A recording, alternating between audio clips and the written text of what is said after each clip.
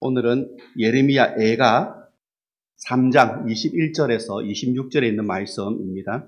예레미야 애가 3장 21절에서 26절 말씀 우리 찾으셔서 우리 같이 봉독토록 하겠습니다. 예레미야 애가 3장 21절에서 26절 봉독합니다. 21절부터죠. 이것을 내가 내 마음에 담아 두었더니 그것이 오히려 나의 소망이 되어 싸움은 여호와의 인자와 국률이 무궁하심으로 우리가 진멸되지 아니함이니이다. 이것들이 아침마다 새로우니 주의 성실하심이 크시도소이다. 내 심령에 이르기를 여호와는 나의 기업이시니 그러므로 내가 그를 바라리라 하도다. 기다리는 자들에게나 구하는 영혼들에게 여호와는 선하시도다. 사람이 여호와의 구원을 바라고 잠잠히 기다림이 좋도다. 아멘. 5월부터 한 주간의 묵상의 그 본문이 예레미야 애가 3장부터 5장까지죠. 그래서 우리가 한 주간의 묵상을 도와드리기 위해서 오늘 전체 내용을 3장에서 5장까지의 시간 제가 좀 가이드를 해드리려고 합니다. 그래서 이 시간은 어떻게 보면 성경의 숲을 보는 시간이고 좀 구체적인 성경의 나무는 여러분이 내일부터 또 묵상을 통해서 말씀을 만나보시기를 바랍니다. 이렇게 우리가 진행하니까 예레미야 애가서를 2주 만에 우리가 또 이렇게 볼 수 있는 것 같습니다. 10월 달부터는 디모데서를 좀 나누도록 이렇게 하겠습니다. 여러분 혹시 희귀병 중에 고통을 느끼지 못하는 질병에 대해서 들어보신 적이 있습니까? 이 질병은 치료법이 아직은 없다고 합니다. 뼈가 부러져도 화상을 입어도 이 고통을 느끼지 못하기 때문에 제때 치료를 하지 못해서 병이 악화되는 그런 희귀병인데 여러분 고통을 느끼지 못하는 질병 참 어렵죠. 그런데 그렇다면 어떤 면에서는 우리가 고통을 느낄 수 있다. 그러면 그것이 여러분 오히려 복이다라고 생각을 해보신 적이 있습니까? 그렇죠. 고통을 느끼지 못하는 질병이 참 무서운 질병입니다. 그렇다면 고통을 느낄 수 있다는 그 자체가 복일 수 있다는 거죠. 자, 그런 의미에서 오늘 우리 예레미야 애가를 이제 마무리를 하려고 하는데 예레미야 선지자가 예루살렘이 무너지고 예루살렘 백성들이 당하는 그 고난을 자신의 고통으로 받아들입니다. 그리고 주님 앞에 기도를 올려듭니다. 바로 오늘 그 내용이 오늘 우리가 나누는 3장부터 5장까지 내용입니다. 우리 먼저 3장을 좀 보실까요? 3장 17절 18절 말씀 같이 봉독합니다. 주께서 내 심령이 평강에서 멀리 떠나게 하시니 내가 복을 내어버렸으며 스스로 이르기를 나의 힘과 여호와께 대한 내 소망이 끊어졌다 하였도다. 여기에 보면은 하나님에 대한 소망이 끊어졌다 이렇게 18절에 말씀하고 있죠. 이게 지금 유다의 현 상황입니다. 하나님에 대한 소망이 완전히 끊어졌다. 이건 어떻게 보면 사형선고입니다. 하나님에 대한 소망이 끊어졌다는 것은 유다 백성들에게 있어서는 사형선고와도 같습니다. 지금 지푸라기라도 있으면 잡고 싶은데 그것마저 잡을 수 없는 상황. 더 이상 추락할 곳이 없는 정말 맨 밑바닥까지 지금 완전히 주저앉아 있는 상황. 이 상황을 예레미야는 하나님에 대한 소망이 끊어졌다. 이렇게 고백하고 있습니다. 하나님께서 우리를 새롭게 하시고 또한 죄로부터 우리를 깨끗하게 하시는 하나님의 방법이 뭐냐? 바로 이것입니다. 철저하게 우리를 하나님께서 낮아지도록 내버려 두신다는 겁니다. 그래서 때로는 우리에게 고통을 허락하시는 거죠. 왜냐하면은 우리 인간이라고 하는 것은 조금만 이 의지할 것이 있으면은 지푸라기라도 잡을 것이 있으면은 그것 때문에 하나님을 바라보지 않습니다. 먼저 그것을 붙잡는다는 거죠. 아무리 극심한 고통 중에 있다 할지라도 고난 가운데 있다 할지라도 어디에 조그마한 희망만 있으면은 우리는 그렇습니다. 우리는 그것을 먼저 찾고 그것을 먼저 붙든다는 것입니다. 그래서 그 한 가닥의 그 희망에 내 모든 것을 다 건다는 것이죠. 그래서 유다 백성이 하나님께서 그들을 깨끗하게 하시고 죄로부터 회복시켜 주시기 위하여 고통을 허락하시는데 그러면은 하나님을 의지하고 하나님께 돌아와야 되겠죠. 그런데 그들은 그렇게 하지 않습니다. 작은 희망만 있어도 그것을 먼저 찾는다는 것입니다. 그게 4장입니다. 4장 한번 보시겠습니다. 4장 17절에 오늘 말씀을 같이 한번 읽습니다. 우리가 헛되이 도움을 바람으로 우리의 눈이 상하며 우리를 구원하지 못할 나라를 바라보았도다. 지금 유다가 어려움을 처하니까 무엇을 기대하느냐? 이웃나라 애굽을 기대합니다. 저 애굽이라면은 우리를 도와줄 수 있을 것이다. 형제 나라 북이스라엘이 아수르에 의하여 멸망당하죠. 유다가 그것을 눈으로 봤습니다. 그러니까 초조해지기 시작하는 겁니다. 그런데 지금 바벨론이라고 하는 대제국이 그 아수르를 무너뜨리고 지금 유다를 지금 에워싸고 있는데 마음이 급합니다. 그런데 그럴 때일수록 그 초조하고 급한 상황일수록 어떻게 해야 됩니까?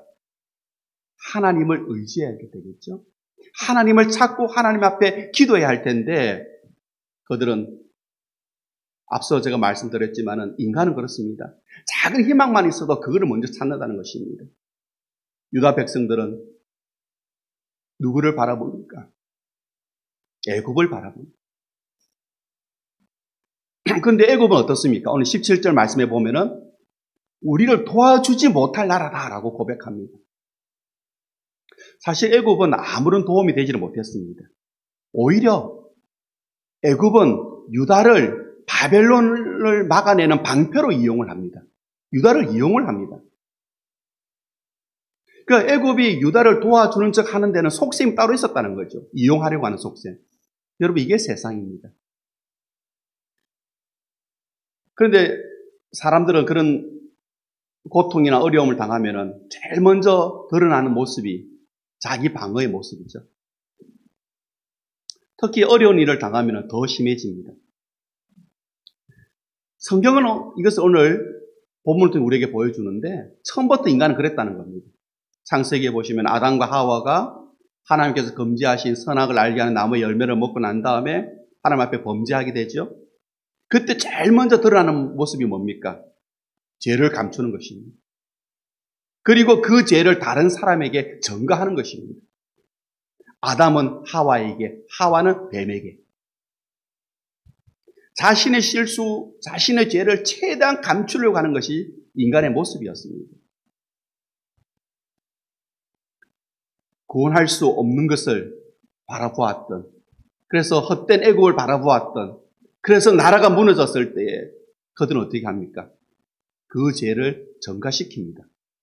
누구에게 전가시키나요? 5장 한번 보실까요? 5장 7절 말씀 한번 같이 보시겠습니다.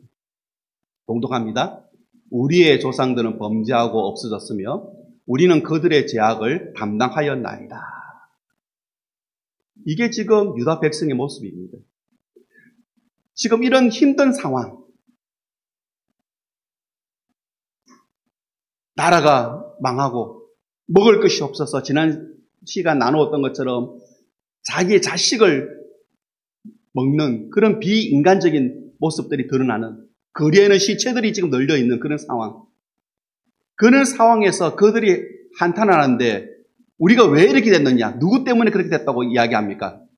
조상들 때문에라고 합니다. 조상들의 죄 때문에 우리가 이렇게 됐다.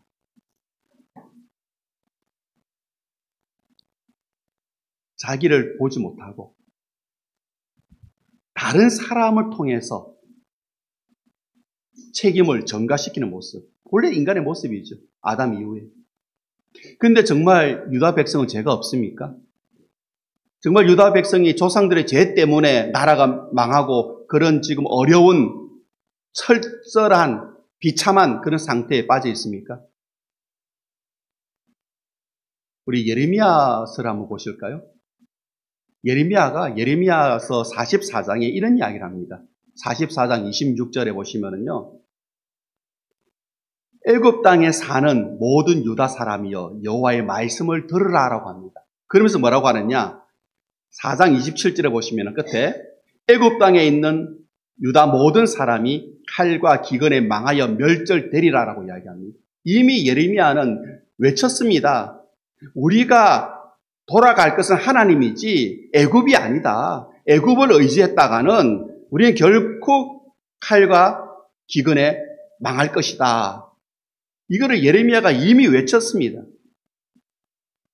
그러면 그들이 그 예레미야의 외침을 듣고 하나님 앞에 돌아왔으면 그들이 살았을 텐데 어떻게 했습니까? 그러지 않았다는 겁니다. 예레미야 애가를 보니까 애굽을 의지했다는 겁니다. 눈에 보이는 힘을 의지했다는 겁니다. 지금 눈에 보이는 권력, 눈에 보이는 힘, 그거를 의지했다는 겁니다. 하나님은 보이지 않으니까. 그런데 나라가 망했습니다. 역시 그들 변하지 않습니다. 나라가 망했는데 가족이 죽어나가는데 여전히 그들은 하나님이 아닌 무엇을 봅니까? 세상을 보고 있다는 거죠. 그러면서 남 탓을 합니다. 조상들 때문에 우리가 이렇게 망하고 내가 이렇게 되었다라고 조상 탓을 하고 있는 겁니다. 하나님께서 왜 이렇게 하십니까? 이런 유다 백성을 돌아오게 하시려고. 정말 극단적인 처방을 하시는 겁니다. 극단적인 처방. 나라가 망하죠. 사랑하는 가족들을 잃어버립니다. 그리고 바벨론의 포로로 끌려갑니다. 남아있는 사람의 삶은 너무나 비참합니다. 그러나 그 상황 속에서, 그 고통 속에서 하나님을 발견하고 하나님의 살아계심을 깨닫고 하나님을 바라보도록 하나님께서 지금 극단적인 조치를 하고 계시는 겁니다. 어떻게 보면 훈련입니다. 그들의 죄를 씻으시는, 그들을 회복시켜 주시기 위한 하나님의 훈련. 그런데 그 훈련의 과정이 어마무시합니다. 정말 눈 뜨고 볼 수 없는 너무나 이 처참한 모습이죠. 하나님을 멀리했을 때 인생이 어떻다는 것 하나님께서 가르치시는 겁니다. 그리고 그들이 기댈 수 있는 것. 왜 인간은 뭔가 기댈 수만 있으면 먼저 하나님보다 먼저 그것을 의지하니까 하나님은 그것조차 다 거둬 가시는 겁니다. 기댈 수 있는 모든 것을 다 거둬 가십니다. 기댈 것이 없습니다. 의지할 것이 없습니다. 붙잡을 것이 없습니다. 그때 비로소 어떤 고백을 하게 되느냐. 5장 16절 말씀 보실까요? 에가서 같이 봉독합니다. 우리의 머리에서는 면류관이 떨어져 싸우니 오라 우리의 범죄 때문이니다. 뭐라고 고백합니까? 조상 때문이라고 합니까? 아니죠. 비로소 뭐라고 합니까? 우리 때문이다라고 고백합니다. 남 탓하지 않습니다. 우리 죄 때문이다라고 비로소 고백하게 되더라는 겁니다. 하나님께서 다 거둬 가실 때, 더 이상 의지할 것이 없을 때에 우리 죄 때문이다라는 고백이 나오는 겁니다. 그럼 이런 회개의 결과가 무엇이겠습니까? 세상이 아닌, 사람이 아닌 하나님을 보게 되었다라는 겁니다. 이제 시선이 하나님을 고정하게 됩니다. 하나님 앞에 나아가게 됩니다. 사람이 아니라 하나님을 의지하게 된다는 겁니다. 성경은 이것을 뭐라고 이야기합니까? 이것을 은혜라고 이야기합니다. 그러면 여러분, 우리 그런 고백을 할 수 있지 않을까요? 고통은 은혜다. 왜? 내 시선을 하나님께 고정시켜 주시기 때문에. 근데 우리가 이제 이 고난을 당할 때에 좀 미리 알아두면 도움이 됩니다, 여러분. 뭐냐 하면은, 고난이 여러분을 찾아가면은 하나님은 가만히 계시지 않는다라는 겁니다. 가만히 계시지 않습니다. 하나님께서는 여러분의 고난에 개입하십니다.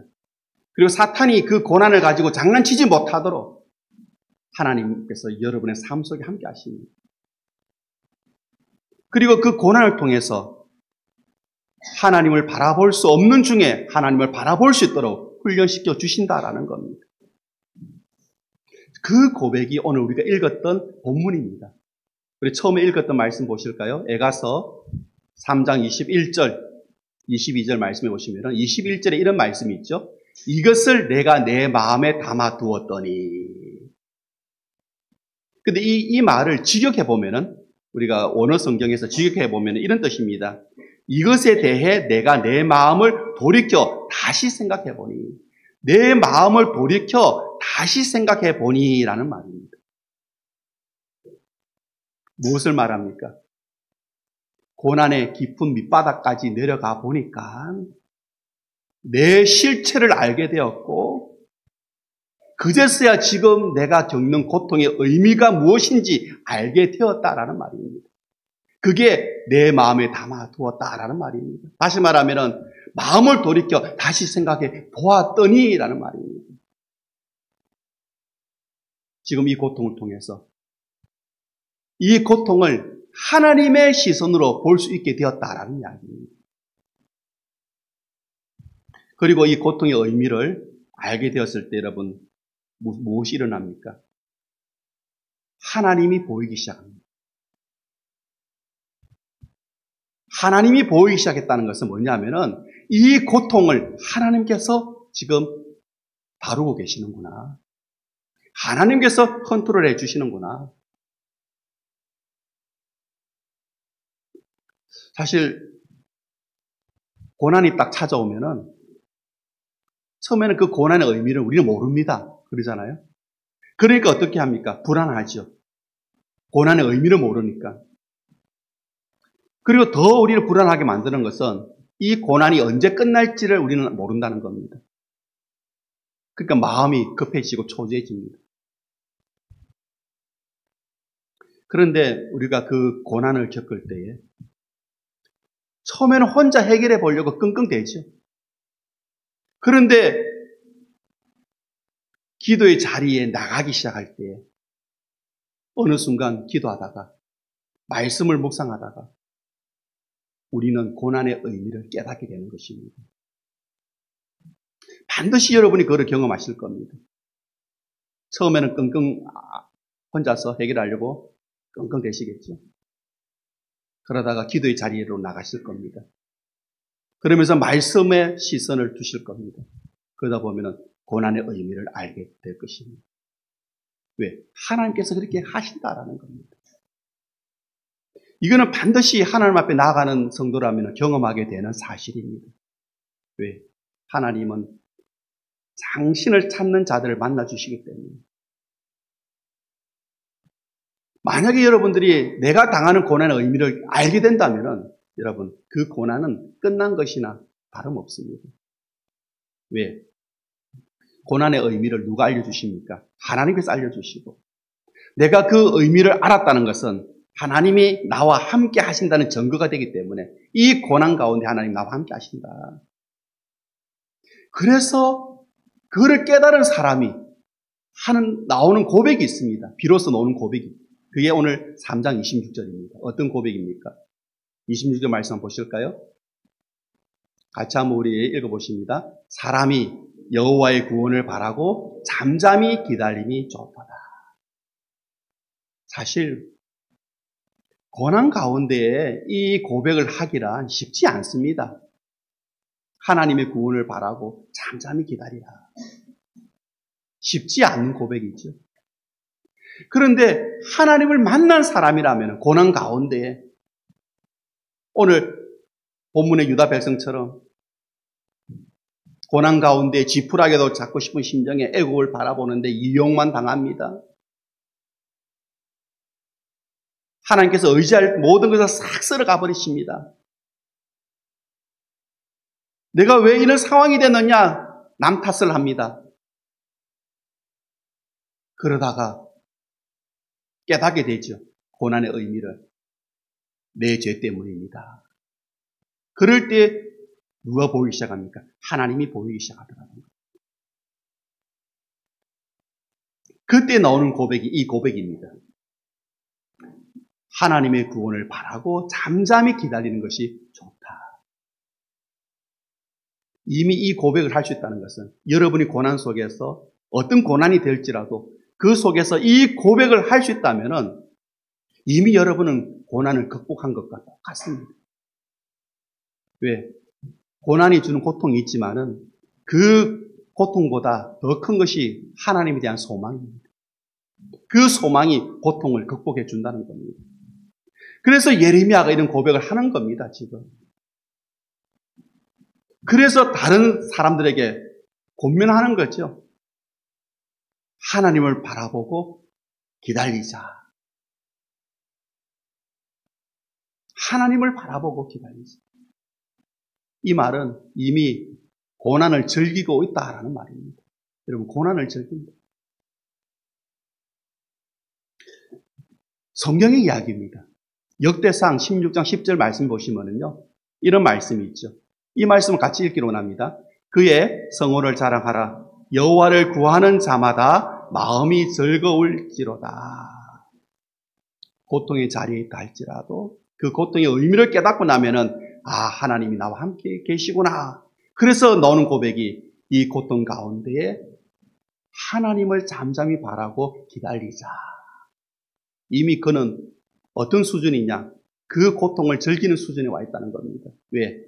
어떤 상황 속에서라도 역대기상 16장 10절에 보시면은 하나님을 구하는 자는 마음이 어떻다고요? 즐겁다라는 겁니다. 고난 가운데도 내 마음이 어떻다고요? 즐겁다라는 겁니다. 여러분, 이게 진리임을 믿으시기 바랍니다. 이게 진리입니다. 어떤 상황에 우리가 있다 할지라도 하나님을 찾으면은 하나님 우리를 만나 주시고 우리에게 자신을 보여주십니다. 단지 우리를 위안해 주신다는 것이 아니고 위로해 주신다는 것이 아니고 내가 처해 있는 모든 그 상황의 의미를 하나님께서 알게 하시고 사탄이 그 상황을 이용하지 못하도록 하나님께서 개입하고 계시다는 겁니다.